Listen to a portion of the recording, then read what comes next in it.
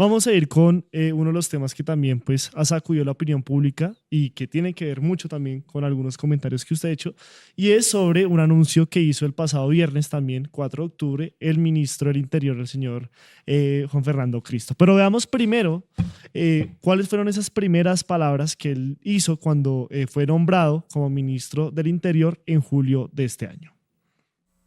Primero de ellos, la búsqueda de un acuerdo nacional de verdad que permita explorar hacia el futuro la posibilidad de convocar una Asamblea Nacional Constituyente bajo los parámetros de la Constitución del 91.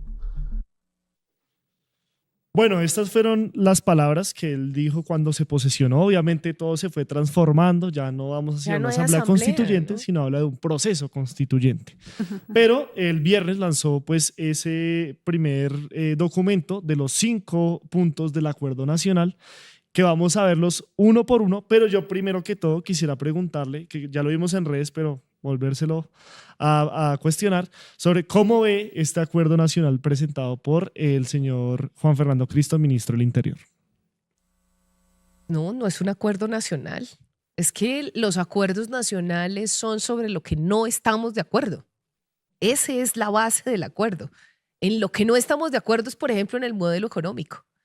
Así haya ganado un proyecto de cambio en donde uno de sus ejes es superar la economía extractivista, descarbonizar nuestra economía, además de ese anuncio maravilloso de que ustedes van a cubrir la COP16, pues eso sí es la base del acuerdo nacional. La base del acuerdo nacional es, por ejemplo, la paz total con todas las estructuras armadas, con los diálogos con todos los grupos armados, no simplemente el cumplimiento de con quien ya se acordó que fue la antigua guerrilla de las FARC. No, eso no son las bases del acuerdo nacional. Las bases del acuerdo nacional es, por ejemplo, lo que muy bien se hizo por parte de nuestro gobierno de avanzar en un diálogo con los bancos en nuestro país, con la banca en nuestro país para reducir las tasas de interés, para tener un crédito mejor para los campesinos, para ciertos sectores que necesitan esa reactivación de la economía que se da a través de créditos con mejores tasas de interés, porque hemos tenido muchísimas dificultades para que se bajen las tasas de interés a pesar del excelente comportamiento económico que ha tenido nuestro país en nuestro gobierno.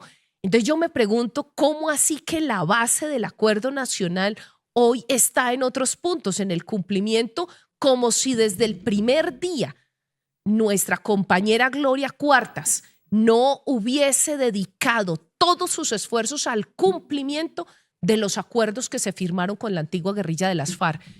Definitivamente yo no solo quedo sorprendida con estos 5 puntos del señor ministro, sino que quedo molesta. Está desconociendo 2 años de gobierno. No reconoce el esfuerzo de nuestra compañera Gloria Cuartas en el cumplimiento de los acuerdos.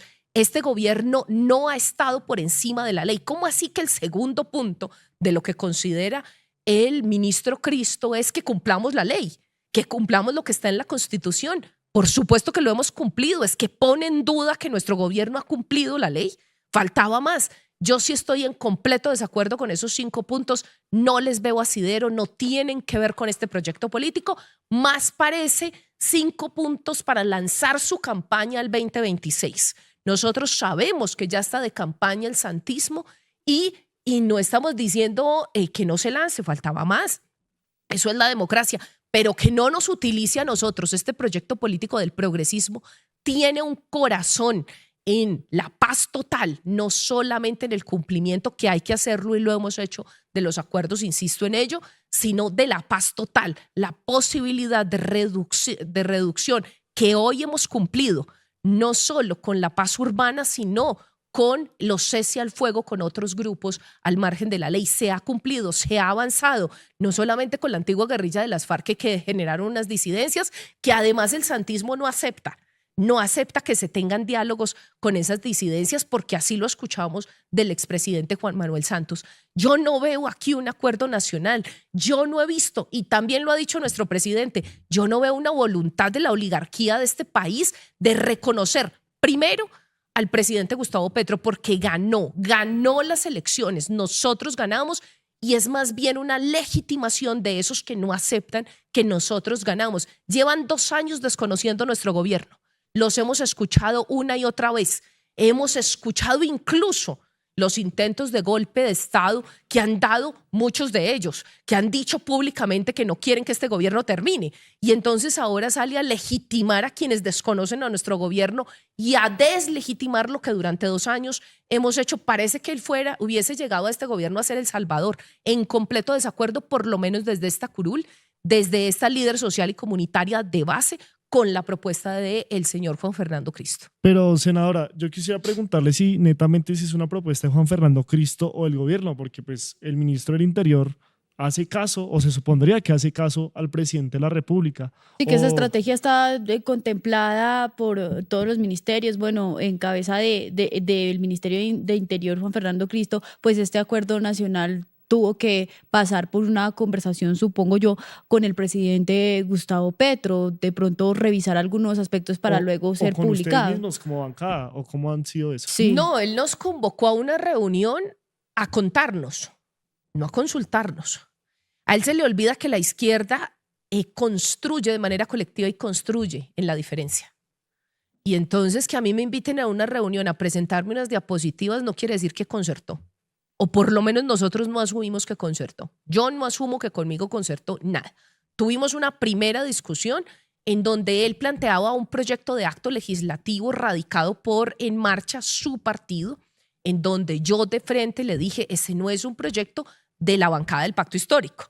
No venga a decirnos que después de 4 debates, entonces es un proyecto nuestro, porque no lo es. Sí. El hecho de que él llegue como ministro no quiere decir entonces que ya es nuestro jefe político.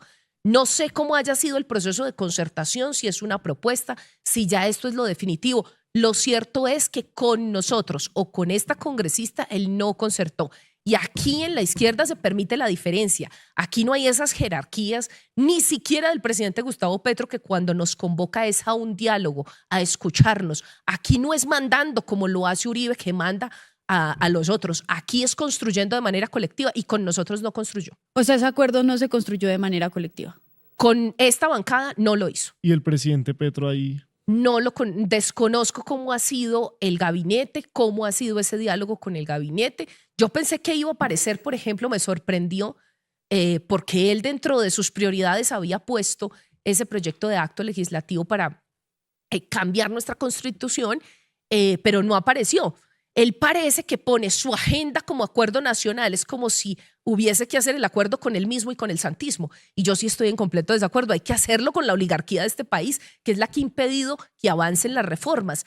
Por supuesto que nosotros sabemos que no tenemos las mayorías en el Congreso, porque si no ya habría salido la reforma laboral, ya habría salido la reforma a la salud, habría salido la reforma al Código de Minero, que tampoco le gusta, porque también la excluyó dentro de la lista que tenía. También excluyó en su momento y hubo que llamarlo a que recordara lo que nosotros hemos hecho y cuál es el origen de este proyecto político, porque también había excluido la jurisdicción agraria.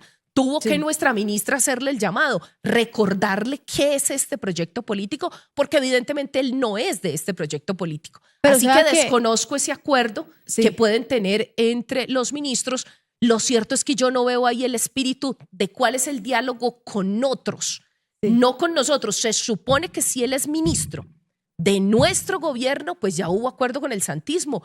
Recuérdese que esa cartera, sobre todo la del Ministerio del Interior, a diferencia de otras carteras, como incluso la de Agricultura, que inició como parte de un acuerdo político, de un acuerdo que podría ser parte de un acuerdo nacional con una liberal o con como el mismo ministro de Educación, y otros ministerios que después sí ya asumieron personas de este proyecto político, a diferencia de esas otras carteras, incluso la del Ministerio de Hacienda, pues esta cartera, la del Ministerio del Interior, sí ha estado en manos particulares del santismo, del liberalismo, no de gente de origen de nuestro proyecto político, porque esa es la manera de vincularnos con un Congreso que no es mayoritariamente de la bancada de gobierno.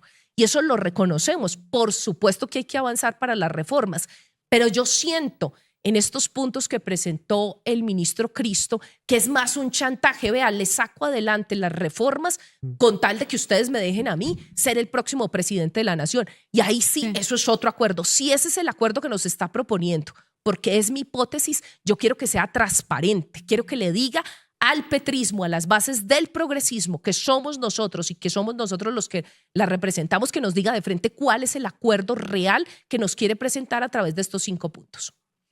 Y es que, bueno, senadora, revisando esos puntos para que la audiencia también sepa de qué es lo que estamos hablando, cuáles son estos puntos a los que usted hace mención de este acuerdo nacional, vamos a poner en pantalla el primero de los acuerdos que dice seguridad y erradicación de la violencia del ejercicio de la política, y dice lo siguiente: se debe promover desde el ejemplo la recuperación de los valores democráticos, desescalar el lenguaje en el debate y la deliberación política, erradicar la estigmatización y respetar la diferencia y el disenso en todos los escenarios, acordar medidas efectivas para promover una mejor respuesta del Estado a la protección de la vida de los líderes políticos y sociales y de las personas firmantes de paz. Asimismo, acordamos promover y acompañar la búsqueda de un pacto político nacional que tenga como fin la reconciliación nacional y la convivencia pacífica que aún anhela Colombia. Senadora, ¿qué